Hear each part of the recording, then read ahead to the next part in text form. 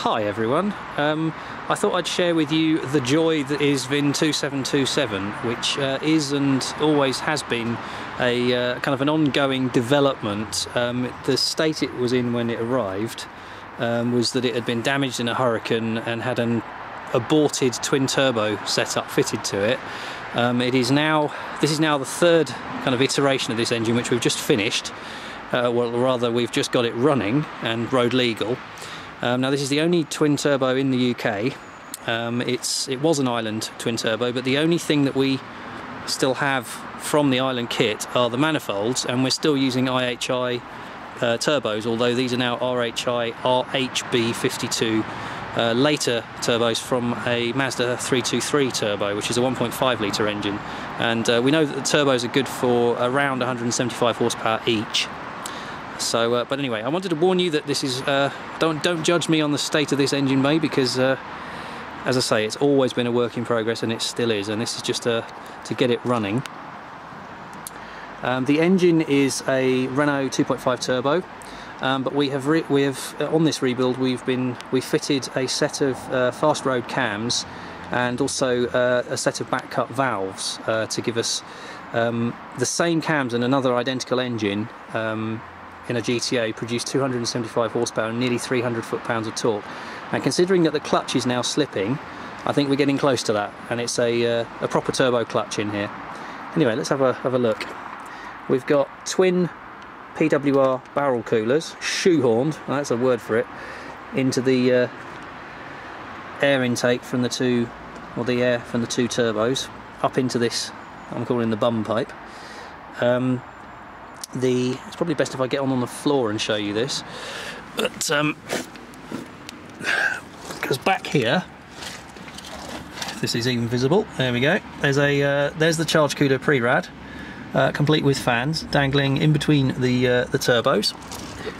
We've got a custom-made stainless straight-through exhaust, but these tips are, I wonder if I can actually get this on camera.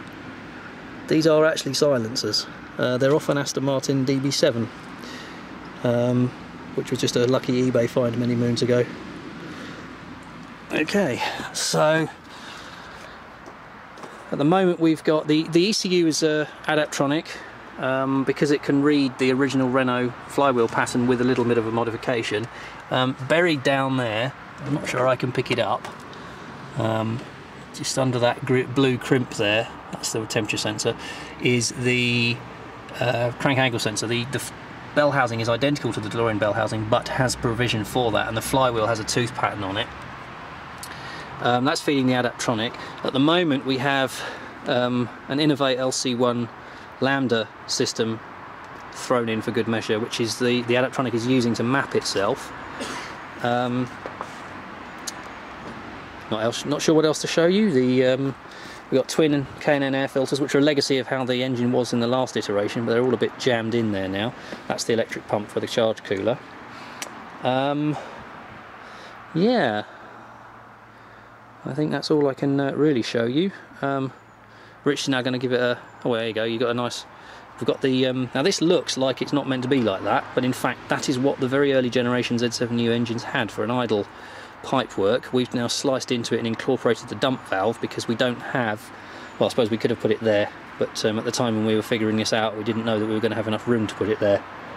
But anyway, so that's our dump valve, or blow off valve in America. Okay, Rich will now fire it up for us. It does sound rather nice.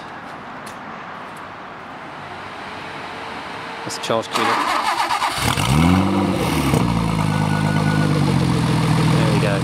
Settling down to a nice idle. I'm going to put the camera microphone between the exhausts so you can hear it.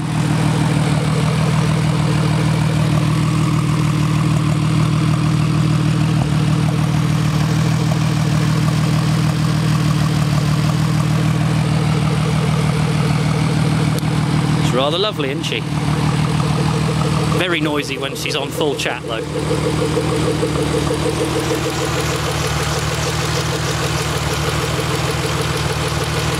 That main ticking that you can hear there is actually the injectors, because it runs batch fired injection as the original Renault did, and that tick tick tick tick tick tick tick tick, that's it firing every period. So every 2 revolutions of the engine we get a squirt from all 6 injectors at the same time.